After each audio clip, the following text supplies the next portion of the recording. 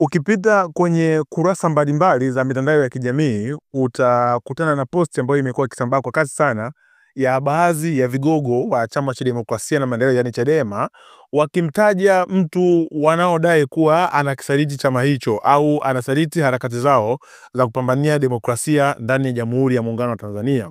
Sasa kwenye ukurasa mmoja kati ya hao vigogo anayefahamika kwa jina Yeriko Nyerere, huyu ni mwanachama mwandamizi lakini pia ni mjumbe wa kamati kuu ya Chama cha Demokrasia na Maendeleo, yani Chadema.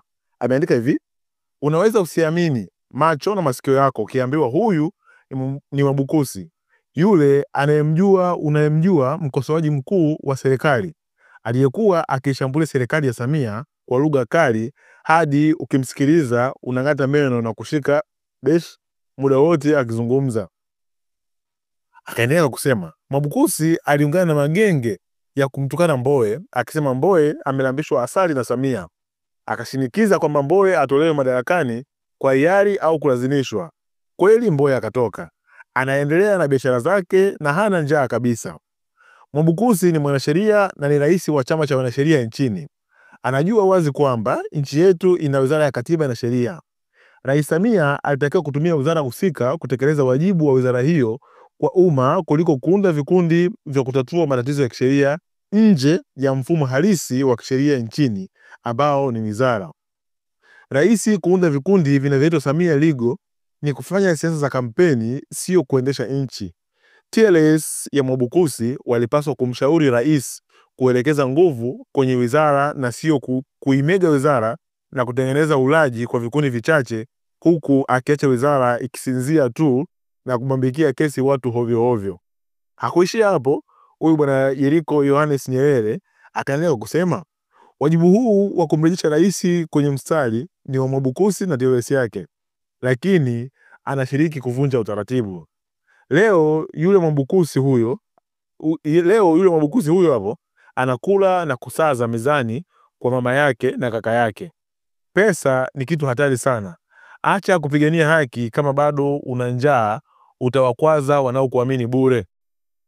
Tafuta pesa, miliki uchumi, ndipo ujinasibu kuwa mpigania haki. Nje na hapo wewe ni kibaraka na mlamba asali. Huyu ni Yeriko Yohanes Nyerere akimshtumu Mwabukusi kuwa ni kibaraka na mlamba asali. Lakini hii haikuishia hapo.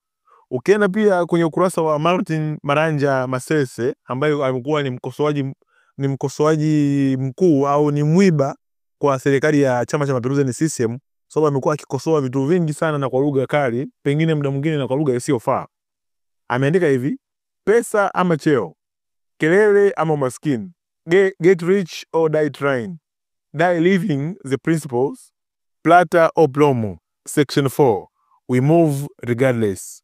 Amepost na hizo picha za Mwabukusi akiwa na Paul Kusani Makonda kwenye hiyo inaitwa Samia Legal Aid.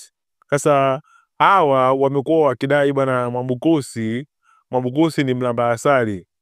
Ni mlamba asali na amekuwa akiungana au akifanya vitu ambavyo ni kinyume na sheria.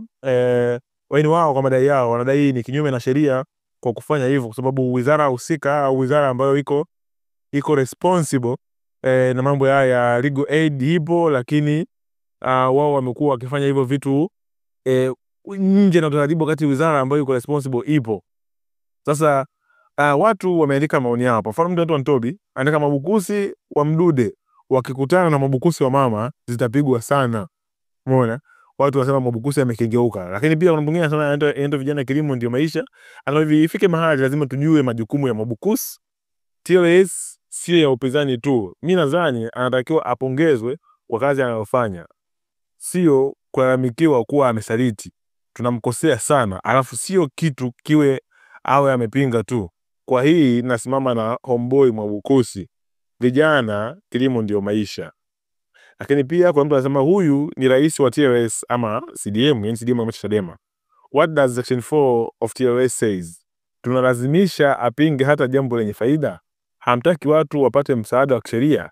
Hamtaki rais wa TLS afanye majukumu yake. Mmeshindwa kuwa fair and realistic. Bas CDM wakatae pia kutoa viongozi pale kituo cha kidemokrasia Tanzania. Kuna mtu anaitwa Kiongozi anasema hivi, propaganda ni sehemu ndogo tu ya siasa. Constructive political activism is only possible with stakeholders engagement. Tuache siasa za jino kwa jino. Sisi sote ni Watanzania. Hata kama tunatofautiana kiitikadi, rangi au dini, ni lazima tuchangamane bila kujali tofauti zetu. Haya ni maoni ya wadau. Lakini pia kuna wadau wengine pia wanaweka maoni yao hapa. Wanaweka maoni yao hapa kwa kusema, hao wadau wanasema hivi, wanasema watu kama nyinyi hamkupaswa kujibiwa kabisa. Tatizo bado una vifundo kwenye nafsi yako. Yale yameshakwisha, acha kukumbatia ujinga. Kuna mtu anaitwa Skywalker anasema hivi, kumiliki shamba la bamia huko Mbutu sio kushika uchumi. Ndio maana hata wewe nyama za bure zilikusumbua sana wakati wa kampeni. Kuna mtu anasema anaitwa Akleus anasema hivi, sasa Lissu ni maskini. Unasemaje kuhusu yeye? By the way, Tone Tone umechanga? Umeona? Kuna mtu anaitwa Magori anasema hivi, kwa hiyo wewe huna njaa tena kupitia shamba lako la bamia, vile vitabu vyako vya kitapeli. Ndio maana unataka kugombea ubunge wa Kigamboni ili utusaidie wananchi. Punguza wivu punguza wivu kijana. Amtumia lugha ngumu kidogo, lakini ndio hivyo. Hao ni makada au vigogo waandamizi ndani ya Chama cha Demokrasia na Maendeleo, yani Chadema, wakimshtumu Boniface Mwabukusi kuwa ni mlamba asali na amekengeuka kutoka kwenye ile misingi ambayo wao walizani kuwa anayo kwa kipindi chote hicho, kwa sababu amekuwa ni mtu imara kwa kipindi chote hicho, amekuwa ni mtu mwenye misimamo asiyeyumbishwa. Lakini kwa hivi karibuni ameonekana akiambatana na watu wa mama kama mkuu wa mkoa wa Arusha Paul Kusani Makonda, kitu ambacho watu wengi kimewatia mashaka, lakini nafikiri pengine ni sehemu ya majukumu yake. Kwa hiyo nikusihi tu ndugu mtazamaji na mfuatiliaji wa Seto TV, usikae mbali na kurasa za mitandao ya kijamii, uwe wa kwanza kupata taarifa kama hizi na nyingine nyingi zaidi. Chao.